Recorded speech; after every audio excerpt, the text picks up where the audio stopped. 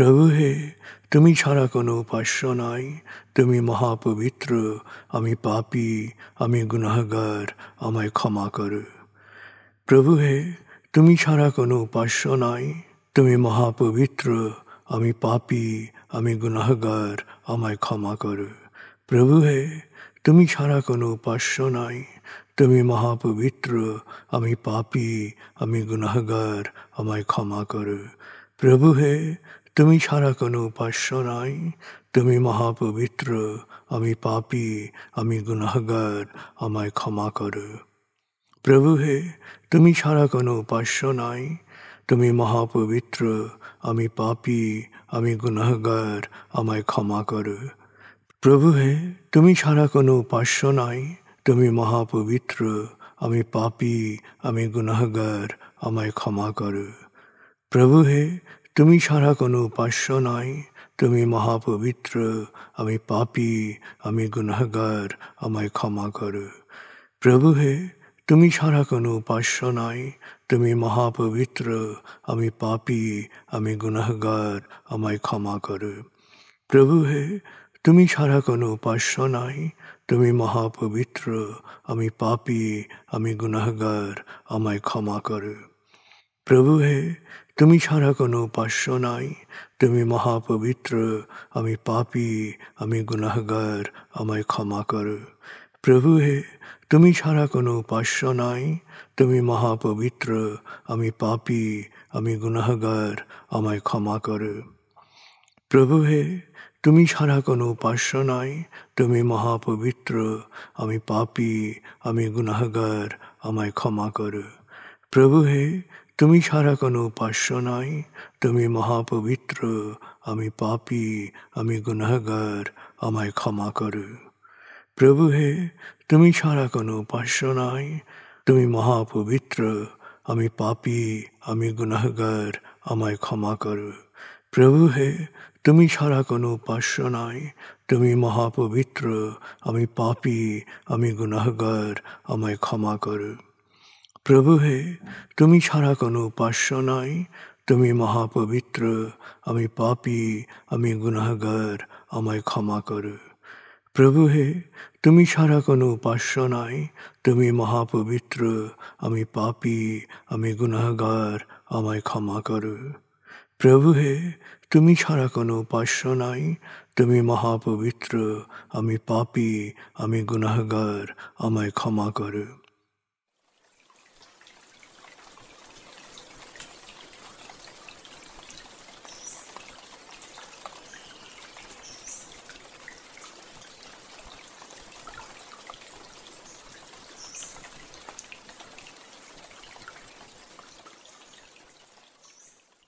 এবার আমরা সূরা তাকবীর এর মর্মবাণীর অংশ বিশেষে ডুবে যাব। তারপর ডুবে যাব আজকের জন্য নির্ধারিত সূরার তেলাওয়াত ও মর্মবাণীতে। 81 সূরা তাকবীর। দয়াময় মেহেরবান আল্লাহর নামে। যখন সূর্য অন্ধকারে ঢেকে যাবে, যখন তারকারাজি নিজেদের আলো হারাবে, যখন পর্বতমালা মরীচিকার ন্যায় উধাও হবে, যখন পূর্ণ গর্ভবতী উটনী পরিত্যক্ত হবে, যখন সকল বন্য পশুকে একত্র করা হবে, যখন সমুদ্রের জলরাশি স্ফীত হবে, যখন দেহে আবার আত্মা সংযুক্ত হবে, যখন জীবন্ত কবর দেয়া শিশুকন্যাকে জিজ্ঞেস করা হবে কি অপরাধে তাকে হত্যা করা হয়েছিল, যখন প্রত্যেকের আমলনামা দেখানো হবে, যখন আকাশের আবরণ সরানো হবে, যখন জাহান্নামের আগুন গনগনে লাল করা হবে, যখন জান্নাতকে দৃশ্যমান করা হবে, সেদিন প্রত্যেকেই জানতে পারবে কি পরিণতির জন্যে সে নিজেকে প্রস্তুত করেছে, বুঝতে পারবে কি করা উচিত ছিল আর কি করা উচিত হয়নি। সাক্ষী আবর্তনশীল নক্ষত্র, কক্ষপথে দৃশ্যমান গ্রহসমূহ যা এক সময় অদৃশ্য হয়, সাক্ষী রাতের অবসান মুহূর্ত এবং প্রভাতের আগমন কাল। নিশ্চয়ই এই কোরআন আরশের সার্বভৌম অধিপতির নিকট উচ্চ মর্যাদা সম্পন্ন সম্মানিত রসুলের মুখ নিঃসৃত, যার কথা অবশ্যই বিশ্বাসযোগ্য ও মানা উচিত।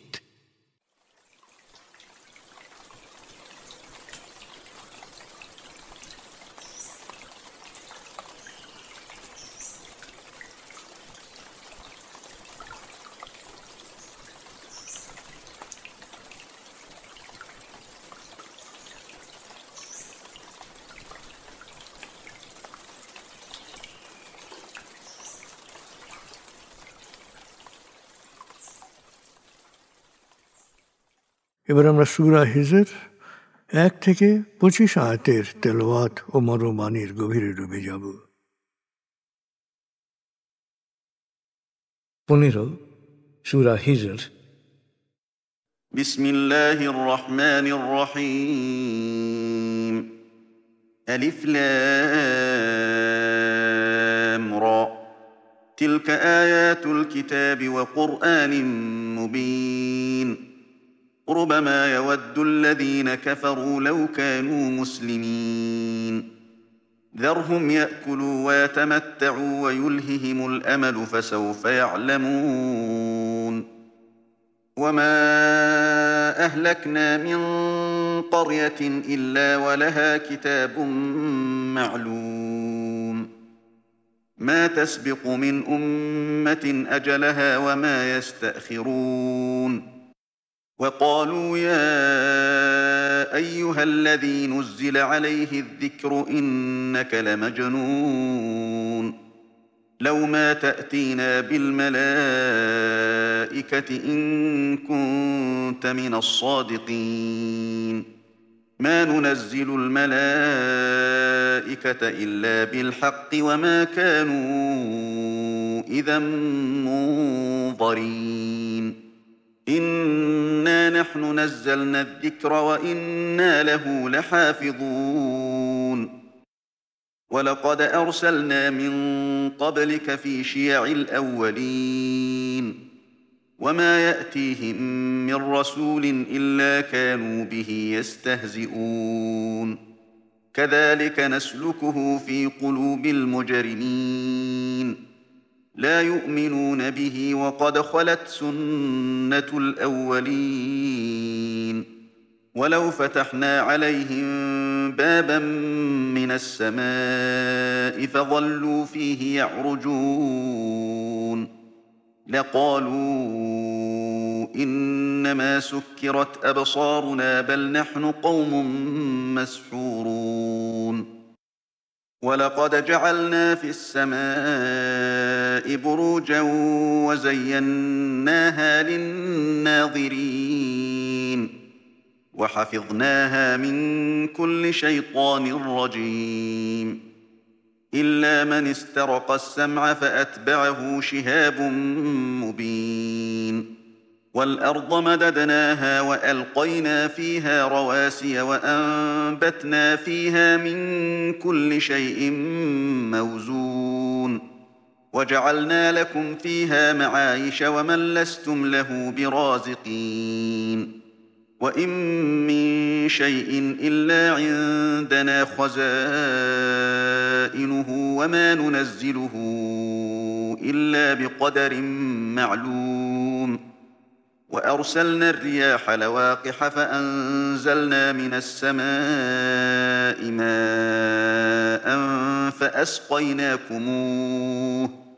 فأسقيناكموه وما أنتم له بخازنين وإنا لنحن نحيي ونميت ونحن الوارثون ولقد علمنا المستقدمين منكم ولقد علمنا المستأخرين وإن ربك هو يحشرهم إنه حكيم عليم দয়াময় মেহেরবান আল্লাহর নামে। আলিফ লাম রা, এগুলো কিতাবের আয়াত, সুস্পষ্ট কোরআনের বাণী। পারা 14। মহাবিচার দিবসে সত্য অস্বীকারীরা আফসোস করে বলবে, হায়, আমরা যদি আগে জীবিত থাকতে আল্লাহতে সমর্পিত হতাম তাহলে কতই না ভালো হতো। অতএব ওরা যা করে করুক, পানাহার করুক, ভোগ বিলাসে মত্ত থাকুক, মিথ্যা আশা ওদের মহাচ্ছন্ন করে রাখুক। ওদেরকে নিয়ে ভেবো না। সময় এলেই ওরা জানতে পারবে কোনটা মিথ্যা, কোনটা সত্য। আমার বিধিবিধান সম্বলিত সত্যবাণী না পৌঁছানো পর্যন্ত পাপাচারের কারণে কোনো জনপদকে আমি ধ্বংস করিনি। কিন্তু মনে রেখো, কোনো জাতি তার বিলুপ্তির নির্দিষ্ট মেয়াদ বাড়াতেও পারে না, কমাতেও পারে না। মক্কার সত্য অস্বীকারীরা বলে, ওহে, তোমার প্রতি কোরআন নাজিল হয়েছে বলে বলছো? তুমি তো একটা পাগল। তুমি সত্যবাদী হলে আমাদের সামনে ফেরেশতাদের হাজির করছো না কেন? আমি সত্যের দাবি পূরণের প্রয়োজন ছাড়া কখনো ফেরেশতাদের সাধারণে দৃশ্যমান করে পাঠাই না। ফেরেশতারা যদি এখন হাজির হয়, তবে সত্য অস্বীকারীরা আর কোনো ফুরসত পাবে না। নিশ্চয়ই আমি এই কোরআন ধাপে ধাপে নাজিল করেছি এবং সকল প্রকার বিচ্যুতি থেকে আমি একে রক্ষণাবেক্ষণ করব। হে নবী, তোমার পূর্বে অতীতে অনেক সম্প্রদায়ের কাছে আমি রসুল পাঠিয়েছি। এমন কোনো রসুল নেই যাকে নিয়ে ওরা ঠাট্টা বিদ্রুপ করেনি। এই অন্যায় প্রবণতার কারণে আমি অপরাধীদের অন্তরে বিদ্রুপ প্রবণতাকেই স্থায়ী করে দেই। ফলে ওরা সত্যবাণীকে বিশ্বাস করে না। অতীতের পাপীদের আচরণও এরকমই ছিল। আমি যদি আকাশের দরজা খুলে দেই আর ওরা যদি ওপরে উঠতে উঠতে উঠতেই থাকে, তবু ওরা বলবে, হয় আমাদের চোখ ধাঁধিয়ে গেছে, না হয় আমাদের জাদু করা হয়েছে। নিশ্চয়ই আমি মহাকাশে নক্ষত্রমণ্ডল সৃষ্টি করেছি এবং দর্শকদের জন্য তা সুশোভিত করেছি। সকল প্রকার শয়তানি শক্তির বিরুদ্ধে একে সুরক্ষিত করেছি। অতএব যা জানা যাবে না, তা যদি কেউ চোরাই কৌশলে জানতে চায়, তখন অগ্নিশিখা তাকে তাড়িয়ে দেয়। আমি জমিনকে বিস্তৃত করেছি, এতে পর্বতমালা স্থাপন করেছি। প্রকৃতিতে সব কিছুর বিকাশেই এনেছি ভারসাম্য। প্রকৃতির মধ্যেই জীবনোপকরণের ব্যবস্থা করেছি তোমাদের জন্যে এবং এমন সকল সৃষ্টির জন্যে যাদের জীবনোপকরণ তোমাদের উপর নির্ভরশীল নয়। সব কিছুরই অফুরন্ত মজুদ আমার কাছে রয়েছে এবং আমি তা প্রয়োজনীয় পরিমাণে সরবরাহের ব্যবস্থা করি। আমি বায়ু দ্বারা পরাগায়ন ঘটাই, আকাশ থেকে বৃষ্টি বর্ষণ করি ও তা তোমাদের পান করতে দিই। কিন্তু পানি এত বেশি যে তা তোমাদের পক্ষে সংরক্ষণ করা সম্ভব নয়। মনে রেখো, একমাত্র আমি জীবন দান করি এবং মৃত্যু ঘটাই। আমি সব কিছুর মালিক। তোমাদের পূর্বে যারা গত হয়েছে তাদের সব কিছু যেমন আমি জানি, তেমনি পরে যারা আসবে তাদের সব কিছু আমি জানি। মহাবিচার দিবসে তোমাদের প্রতিপালক তাদের সবাইকে একত্র করবেন। তিনি সর্বজ্ঞ, প্রজ্ঞাময়।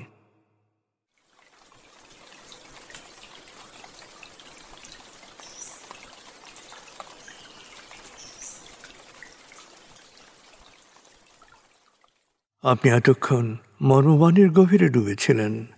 এবার আপনার মনে মর্মবাণীর যে বিষয়গুলো দাগ কেটেছে, সেই বিষয়গুলোর ভাবনায় ডুবে যান।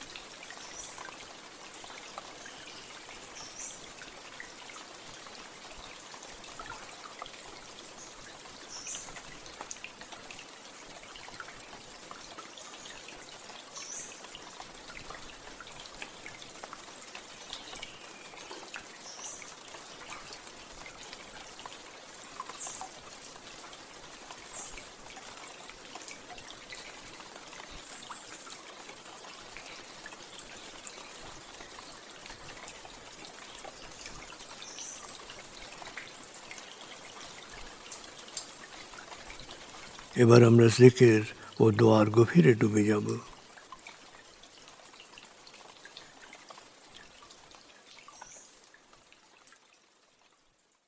এবার হালকাভাবে চোখ বন্ধ করুন, লম্বা দম নিন, নাক দিয়ে দম নিন, আস্তে আস্তে মুখ দিয়ে দম ছাড়ুন। দম নেবেন পেটে, ছাড়বেন মুখ দিয়ে। দম নেওয়ার চেয়ে দম ছাড়তে সামান্য বেশি সময় নিন। দম নিতে নিতে ভাবুন প্রকৃতি থেকে আফুরন্ত প্রাণশক্তি শরীরে প্রবেশ করছে, আর দম ছাড়তে ছাড়তে ভাবুন শরীরের সকল দূষিত পদার্থ বাতাসের সাথে বেরিয়ে যাচ্ছে। নাক দিয়ে দম নিতে নিতে ভাবুন প্রকৃতি থেকে আফুরন্ত প্রাণশক্তি শরীরে প্রবেশ করছে, আর মুখ দিয়ে দম ছাড়তে ছাড়তে ভাবুন শরীরের সকল দূষিত পদার্থ বাতাসের সাথে বেরিয়ে যাচ্ছে। দম নিতে নিতে ভাবুন প্রকৃতি থেকে আফুরন্ত প্রাণশক্তি শরীরে প্রবেশ করছে। দম ছাড়তে ছাড়তে ভাবুন শরীরের সকল দূষিত পদার্থ বাতাসের সাথে বেরিয়ে যাচ্ছে। দম নিতে নিতে ভাবুন প্রকৃতি থেকে আফুরন্ত প্রাণশক্তি শরীরে প্রবেশ করছে, আর দম ছাড়তে ছাড়তে ভাবুন শরীরের সকল দূষিত পদার্থ বাতাসের সাথে বেরিয়ে যাচ্ছে। দম নিতে নিতে ভাবুন প্রকৃতি থেকে আফুরন্ত প্রাণশক্তি শরীরে প্রবেশ করছে, আর দম ছাড়তে ছাড়তে ভাবুন শরীরের সকল দূষিত পদার্থ বাতাসের সাথে বেরিয়ে যাচ্ছে। এবার দম স্বাভাবিক হতে দিন। স্বাভাবিকভাবে নাক দিয়ে দম নিয়ে নাক দিয়ে দম ছাড়ুন। আপনার অঙ্গ শিথিল ও নিষ্প্রাণ হয়ে আসছে। এবার নাক দিয়ে ধীরে ধীরে দম নিয়ে বেশ সময় নিয়ে ধীরে ধীরে নাক দিয়ে দম ছাড়ুন। দম নেওয়ার চেয়ে ছাড়ায় সময় একটু বেশি নিন। ধীরে ধীরে দম নিন, ধীরে ধীরে দম ছাড়ুন। ধীরে ধীরে দম নিন, ধীরে ধীরে দম ছাড়ুন। ধীরে ধীরে দম নিন, ধীরে ধীরে দম ছাড়ুন। ধীরে ধীরে দম নিন, ধীরে ধীরে দম ছাড়ুন। ধীরে ধীরে দম নিন, ধীরে ধীরে দম ছাড়ুন। এবার দম স্বাভাবিক হতে দিন। আপনি এখন দম খেয়াল করুন। বাতাস নাক দিয়ে ফুসফুসে প্রবেশ করছে, আবার বেরিয়ে আসছে। আপনার পুরো মনোযোগ নাকে দমের প্রবেশ পথে দিন। বাতাস স্বাভাবিক যাওয়া আসা করুক, আপনি শুধু দম খেয়াল করুন।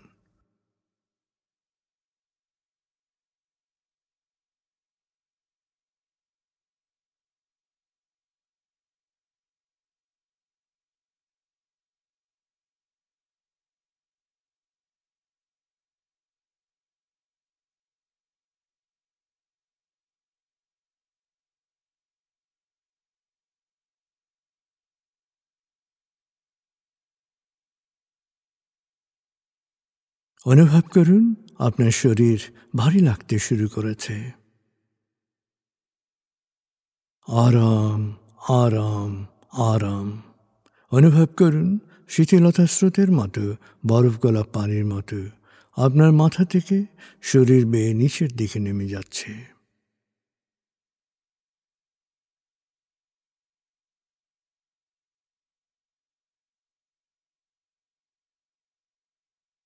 আপনি এখন পুরোপুরি শিথিল। শিথিলায়নের গভীর স্তরে প্রবেশ করেছেন আপনি। আপনার ব্রেন ওয়েভ বিটা স্তর থেকে নেমে গেছে আলফায়। মনের বাড়ির পথে আপনি এখন আলফা স্টেশনে এসে পৌঁছেছেন। এই স্টেশনে আপনার জন্য রয়েছে বিশেষ ওয়েটিং রুম। আলফা স্টেশন থেকে আপনি এখন মনের বাড়িতে যাচ্ছেন। আমি গণনা শুরু করছি। 19।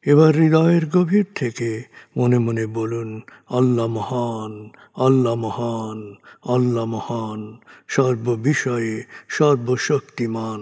তিনি একক ও অদ্বিতীয়, তিনি একমাত্র উপাস্য।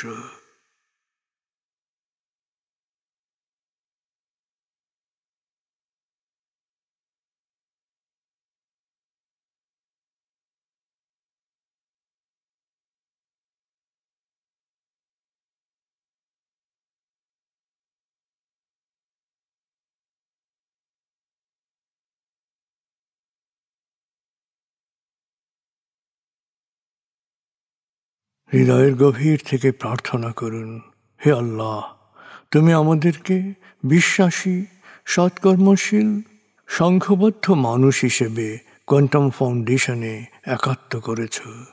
হে আল্লাহ, কোয়ান্টাম ফাউন্ডেশনকে এ যুগের আলোকবর্তিকা হিসেবে, সহস্রাব্দের বাতিঘর হিসেবে কবুল করো। কোয়ান্টাম ঘরে ঘরে, মেডিটেশন ঘরে ঘরে এ অনুরণন সার্থক করো।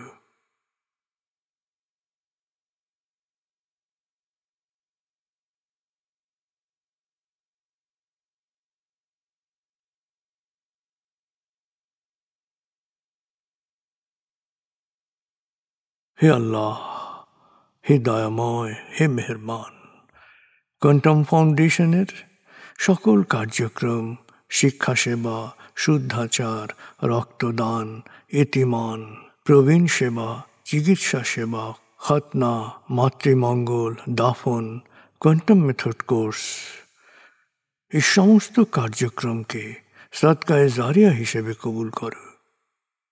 এই কার্যক্রমে যারা সেবা দিয়েছেন তাদের সবার জীবনকে বরকতময়, প্রশান্তিময় করে দাও।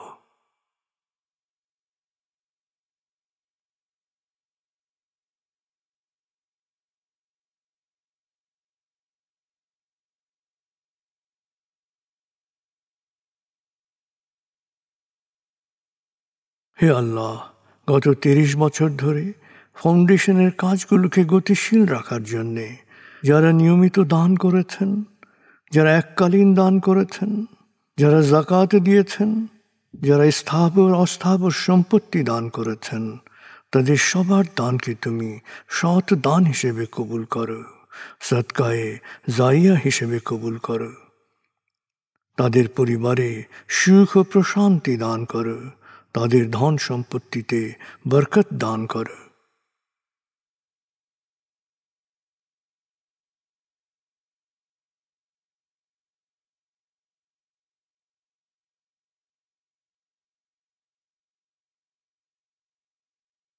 এবার দেশের জন্য দোয়া করুন, হে আল্লাহ, দেশের প্রতিটি মানুষ যেন প্রজ্ঞাপূর্ণ সিদ্ধান্ত নিয়ে নিজের কাজ সবচেয়ে ভালোভাবে করতে পারে, সবাইকে সে তৌফিক দাও।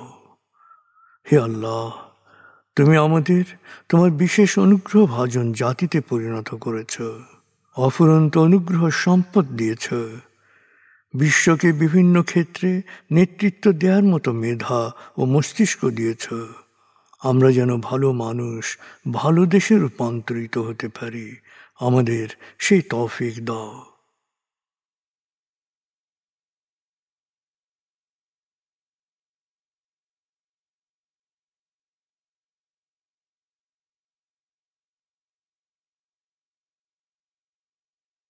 ভালো মানুষ, ভালো দেশ, স্বর্গভূমি বাংলাদেশ।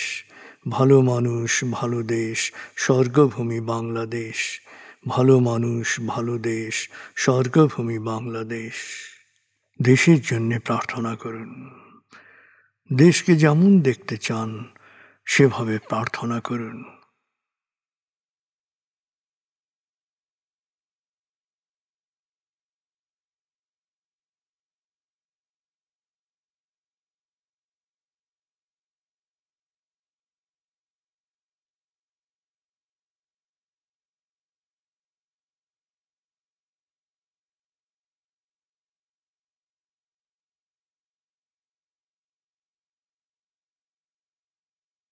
হে আল্লাহ,